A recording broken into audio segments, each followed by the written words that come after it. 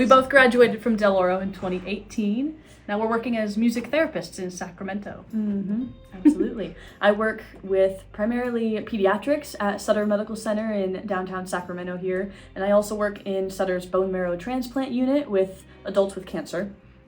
I work with general medical setting as well, inpatient rehab and inpatient psych also. So I'm kind of all over the place. A couple private clients too. Courtney and Brooke Osborne were students of mine when I taught video production and web design here at Del Oro several years ago. And I recently had the chance to catch up with them and hear about their adventures after high school and how they got into the music therapy industry.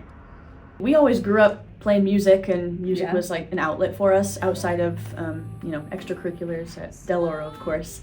And then kind of figuring out what I wanted to do growing up, and music has always been a huge part of my life, and I knew I necessarily didn't want to give that up in a career, but I didn't see myself necessarily being a school teacher or a music teacher in a school setting or anything like that, or a music performer per se.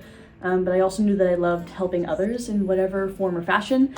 And I remember Googling one day, it was music and healthcare, because I was kind of looking at nursing at that time too as well, and then music therapy popped up, and I was like, oh my gosh, this is the field for me. Mm-hmm. And it clearly was the field for them. When I asked them about a few recent experiences with their therapy, I was blown away by these powerful, life-changing stories that they're getting to live out every day. I did a songwriting group with my teenagers in the inpatient psych unit. We do songwriting a lot of the times to help them with their self-expression and just get things off their chest, right? Because they're in this new environment in the hospital, they're feeling uneasy, right? They're not really knowing how to feel or what to feel, but I know that they love music, right? So when I come in with a guitar, they immediately light up. They're like, oh my gosh, that's so cool. So we had like a 45-minute music therapy group, and we got to write a song from start to finish. They got to pick the music, the lyrics, what we were going to talk about, all the things in it. From start to finish, we got to do a song, and it was phenomenal. It was really, really cool. And they lit up. They had the best time ever, and like they were smiling, having a great time.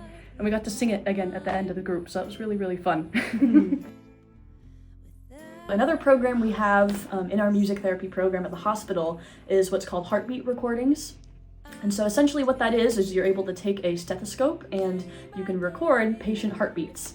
So we use that for a variety of reasons. I'll do a lot of songwriting opportunities with that. If a patient tells me they are not musical at all, but maybe I think songwriting is a good avenue for them to self-express or open up or what have you, sometimes I will use heartbeat recordings as a way for them to kind of get involved in the songwriting project without them having to feel, musical of sorts, because everybody has their own heartbeat, right? And so we'll take the stethoscope and we'll record their heartbeat, and that'll be kind of like the kick drum to any song that we're writing, which is pretty cool because everyone is going to have a unique heartbeat. It is essentially their unique song. It can't get more original than that, right? So that's really cool that we get to utilize heartbeat recordings for that. I also use heartbeat recordings for end-of-life situations, which is a great opportunity to provide legacy support for family members.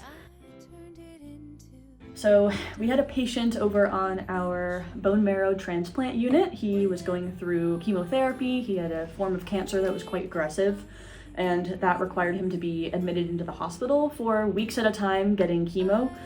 He would be admitted for weeks at a time, and then he'd go home for a couple weeks, and he'd come back. So he was in this constant cycle for a couple years of coming back and forth to the hospital. And so he got to know our team really well of music therapists. And so our goals were helping him with symptom management, decreasing his pain perception through music, and helping him normalize the hospital environment, as well as providing family support too when he had his family there.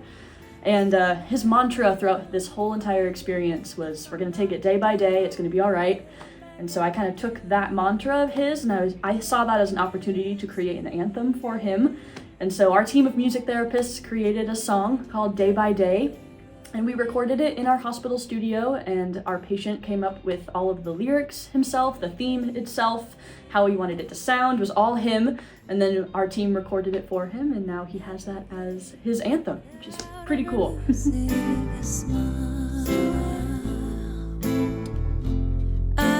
Take it day by day. If that's what I do, I'll be okay. Yes, I know that I'm a fighter. If I'm knocked down, I'll get back up again.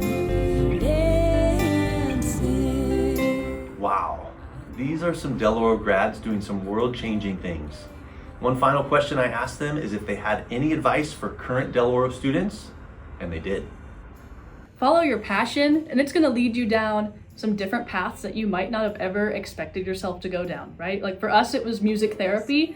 Like I didn't even think ever that I would be a music therapist. Like we wanted to grow up and be rock stars, right? Everybody wants to, but you know, having that passion of helping others and combining it with music, right? Like it just brings us down a completely new path that not a lot of people know about. So I'd just say, think outside the box. Like don't be afraid to spread your wings a little bit, do some research and how you can create your passions for yourself, right? Don't just go down the stereotypical path.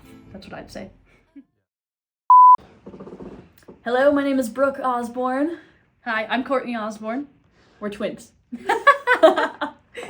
When we were in high school, we had a little cover band and we'd do, gigs all over town, which was a lot of fun. We're looking to get back into that a little bit more now, but music is always an outlet. It can be work, but it can also be fun, right? Which is a pretty cool thing about the medium of music. We're working on stuff and it's always really fun to... Maybe we'll have an album out soon, who knows? Yeah. There you go. Do you have a band name?